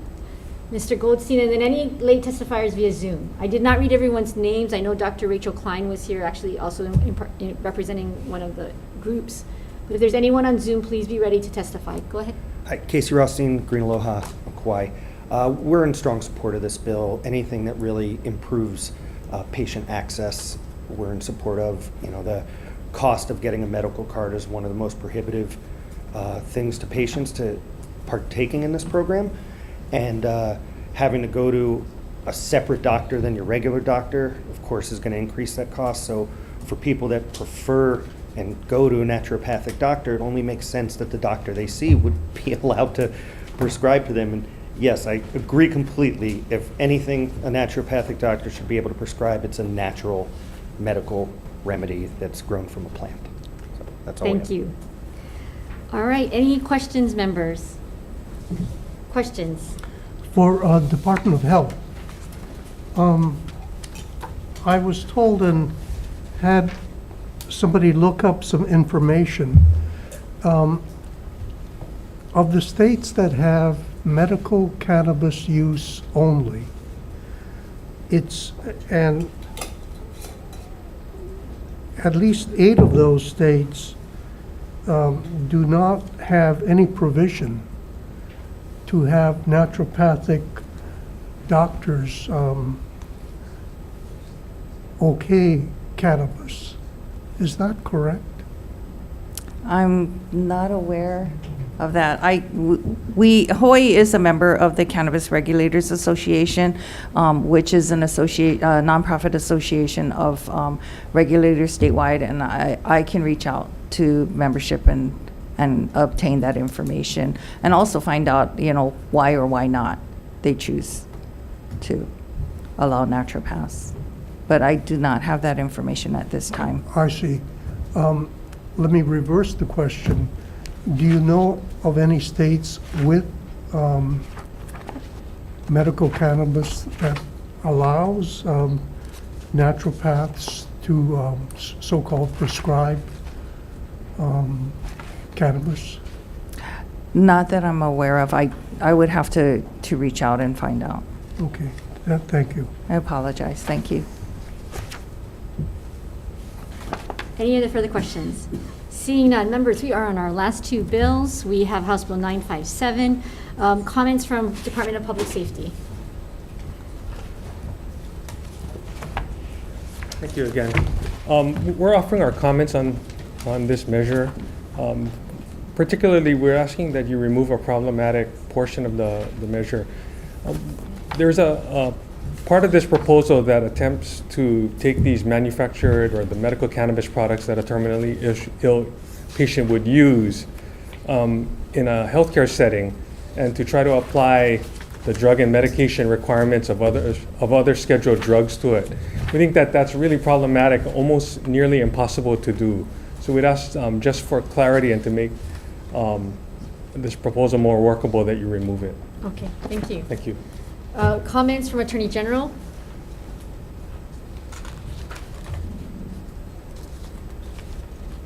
Good morning, Chair and members. Andrew Goff, the Attorney General. As noted in our written testimony, this bill would actually require certain medical facilities to allow medical cannabis, and the issue that we see with that is a lot of the medical facilities that, because the definition of medical facilities is so broad, a lot of them receive federal funding through Medicare or Medicaid, and this could potentially put that funding at risk. We do note that there is a safe harbor provision in the law that would allow a facility to cease allowing medical cannabis if a federal action was lodged against them, but that still does not prevent an action being lodged against them or guarantee that any issues would be abated by that. We are available for questioning if you have any questions. Thank you. Healthcare Association of Hawaii, in opposition via Zoom. Hi, good morning, Chair, Vice Chair, members of the committee. Thank you very much for the opportunity for us to provide our comments on this measure. I do want to start and just note that we as an association and our members understand the ability for residents in the state to use medical cannabis as part of their treatment plan, whether or not they're terminally ill. We're not trying to make a statement on the use of medical cannabis for treatment either at end of life or to treat other conditions. I think we just really want to present some of the challenges that we do see, and I appreciate the 2 previous testifiers for, I think, outlining some of the challenges that we do see with the potential passage of this bill. As has been noted, our facilities, right, and this is a broad application of facilities. It would include hospitals, nursing homes, inpatient hospice, any condition where you might be admitting someone for inpatient care. to use medical cannabis on the facility. And our understanding is that, in California, this did pass, but it's only now being implemented, and we are unsure of what the consequences might be. That was a first in the nation law, and as has been noted, there is a safe harbor clause, in part because there is that tension, right? And there is a lot of worry, as we've talked to our counterparts in California, that in fact, action could be taken against hospitals or nursing homes or hospice agencies that do provide inpatient care. I'd also like to focus on the fact that there's a lot of discussion about enforcement and payment.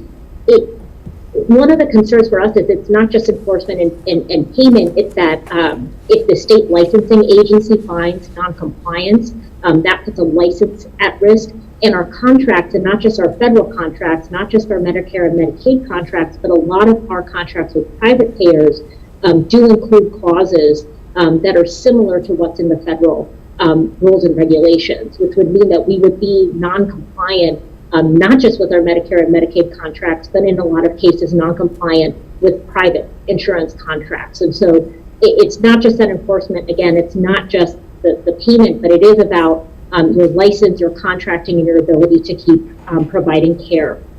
Lastly, I just want to focus a little bit on some of the comments that we did receive, in particular from our nursing home members. I think they are operationally very concerned about how they would put this into effect. I think, as many know, right, when you're in a nursing facility, a lot of times that is considered inpatient care, which is what is specified in this bill. There's a lot of questions about how the medical cannabis would be prescribed, how a patient would receive their medical cannabis, if that would require that a patient does need to be taken outside of the home, that would require additional staff.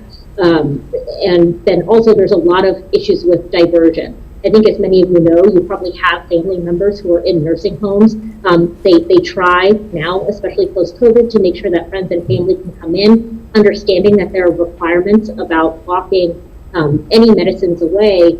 There is a lot of concern about diversion and how to make sure that they can manage that with staff, but also with family and friends that come in, because they don't, they're not vetting everyone and saying, do you know that it's here, right? Are you guys doing all of this correctly? And they don't supervise those visits. So I know that that's a lot of information, and I just appreciate it, because I think our facilities wanted to express, and our members want to express, that they understand that patients should be able to use this, right, if they're certified in the state, but requiring healthcare facilities to create policies and to create all of these systems around it is very concerning for them. Thank you. Thank you, Ms. Choi. Testimony in support, Cannabis Nurses Network, via Zoom, Heather Manis. Ken Sobel, Cannabis Nurses Network, in support, in person. Randy Gauntz, Hawaii Cannabis Industry Association, in person. We stand on our testimony in support. Thank you. Casey Rothstein, Green Aloha. Mr. Bill Jarvis, Noah Botanicals, in support. Mr. Tai Chang, Aloha Green Holdings, support with comments. Jacqueline Moore, Big Island Grown. Devon Ward, Marijuana Policy Project, in support. We stand on our written comments. Mr. Radula, did we bring you up already? No, we had you up already for Department of Public Safety. We have a number of individuals in support. Mr. Nikos Leverins in support. Aloha Chair, Vice Chair, and members. Nikos Leverins with Drug Policy Forum of Hawaii in strong support of this bill. And we recognize that because cannabis is still wrongfully in the Controlled Substances Act, that this raises some concerns on the level of the facilities. However, as currently implemented in California, we see that there hasn't been sort of the concerns from the federal government, or even in terms of patients' family members bringing in medical cannabis and having the cannabis stored. There are provisions not just for the safe harbor, but also provisions that ensure that there is no vaping or smoking of cannabis flower or cannabis flower derived products, and that those who are in the final stages of life really deserve the kind of treatment for their pain that they'd like. We have an opioid crisis in this country. and in this state. And to the extent that this limits the amount of opioids or precludes the amount of opioids taken by an individual, that we believe that this is a very, very salutary bill. And I have a letter that I will forward to you right after this from the father of Ryan, recommending passage of this. Mahalo. Thank you, Mr. Leverance. Any individual testifiers in the room? Any testifiers in Zoom? Members, any questions? I have a real quick question for Ms. Choi, or not a question, just a comment. I really appreciate that you folks are engaging in this and monitoring what's happening in California on this issue. If this were to move forward, if any version of it would be to move forward, I think the only place that I would like to see it actually first implemented would be in those kinds of inpatient, non-hospital hospice settings. So if, as you continue to monitor this, I think it's really important to look at those places, because of course this is for terminally ill end-of-life situations. I'll share with the community that my father, in his last days, actually, I helped and assisted him in getting his card. And so it was very, very, very important and helpful, I think, for that hospice setting. Ms. Choi, is that something that you can track and do? Yeah, and we can certainly do that. So we'll speak more specifically with our hospice members, and I do appreciate that, because I know a lot of the focus is on terminal illness, and of course hospice and palliative care is a setting where I think those conversations are probably a little more advanced, and so we'll make sure to discuss that potential option with them. Thank you, Ms. Choi. I know that HAH has a lot going on, so I appreciate your commitment to doing that. Thank you. Members, any other comments or questions? Questions? For Ms. Choi again. Hello, Paige. Are you there? I am. Good morning, Representative. Is there a clear federal prohibition? I mean, there seems to be a clear federal prohibition in that marijuana is still a controlled substance. Yeah. I think that it is clear that there is a federal prohibition, and the prohibition is clear. I do think, and this is to, give a nod to some of the other testifiers, understanding where they're coming from, and that states have been trying to work on this. There's not a clear implementation. And I think that's where a lot of our folks get really concerned, because again, right, you can have an administration change at the federal level that has a very different viewpoint about how CMS should be viewing compliance with a law like this, right? Whether or not it is in compliance or not. You might have different folks at a state survey agency who would have a different interpretation based on their own feelings and their own experience. And I think that because there is a lack of clarity, and our members, I think, like to be compliant, they like to have clear compliance, there's a lot of concern that ultimately this isn't a no-risk proposal, right? And so I think, understanding that it's nuanced, but also I think we do tend to take more of the line that this is federally prohibited. And that does put a lot of our reimbursements, our licenses, our contracts at risk, potentially. Well, I mean, you say that could affect reimbursements from programs such as Medicare and also from private insurers. My problem is that most facilities could not exist, would go bankrupt if they didn't get reimbursements from Medicare and private insurers. That's correct, yeah.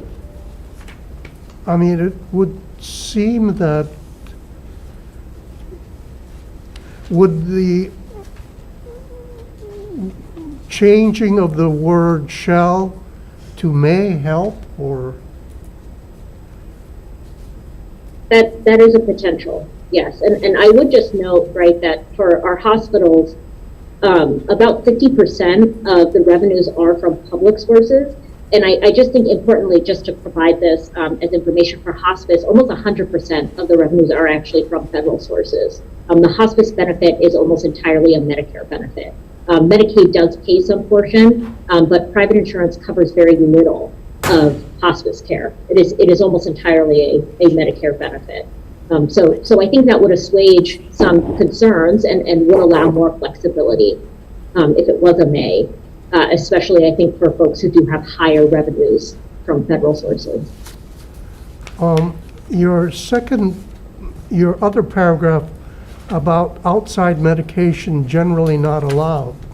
So I know that currently if you're in a hospital, you cannot have a family member bring in cough medicine or Tylenol. So how would you get around that situation of having a substance such as marijuana brought in? Yeah. My understanding, as we've talked about it with our California counterparts, and to be clear, my understanding is that this measure only went into effect in last month in the California area. My understanding is that how they're managing it and they're trying to manage it is to include that information in any medication reconciliation process in the hospital. So if you come into the hospital, right, it's what are you taking, for what, in what doses. My understanding is that the policies are trying to integrate that into that conversation. I haven't heard that they've had any actual examples of this happening, so I can't tell you exactly how that's going, but that is my understanding. But in general, I think for our hospitals and in California, it is the only substance that would be allowed in outside officially by policy. Okay. That every other substance you would not be able to bring in and administer. All right, thank you. Thank you, members. Any other questions or comments? Seeing none, we are on our last bill, House Bill 734, to replace the word marijuana with cannabis throughout our HRS. I really thought that we had accomplished this previously, but if we have not, we have testimony and a bill moving this. In support, Mr. Cheng from Aloha Green Holdings. In support, Noah Botanicals, Bill Jarvis. Individuals in support, Victor Ramos, Samuel Wolf, Anuhea Laurent, Emmy Nation, and Anea Lowe. Any other testifiers in support in the room? Mr. Gons. I submit individual testimony, but Frankie Gons in support. I think, just to speak a little bit to, I think it's a really important measure. This changes the criminal code that still technically uses the word marijuana. And as we know, and it lays out in this bill, historically a very racist term that has, given a really black eye to this industry. And cannabis has been used in medical terms for a long time, and we just want to be consistent across the board. Thank you. Thank you, Mr. Gons. Any other testifiers in the Zoom room? Seeing none, members, any comments, questions, or concerns? All right, seeing none, members, we have a number of measures on this agenda that are triple referrals. I'm going to defer for decision-making until Wednesday, February 8th, to an 11:40 a.m. agenda for all of these measures. I really want to thank and show my appreciation for all of those people in the public and the state agencies in particular who came forward to testify. If we had to do this on Wednesday, it would have been very, very, very difficult. So I do appreciate the work. I also appreciate the work of the Sergeant at Arms who opened up the building, Vice Chair staff, my staff, the IT staff of the Chief Clerk's office, and everyone who put this thing together today. So mahalo, and we are now adjourned.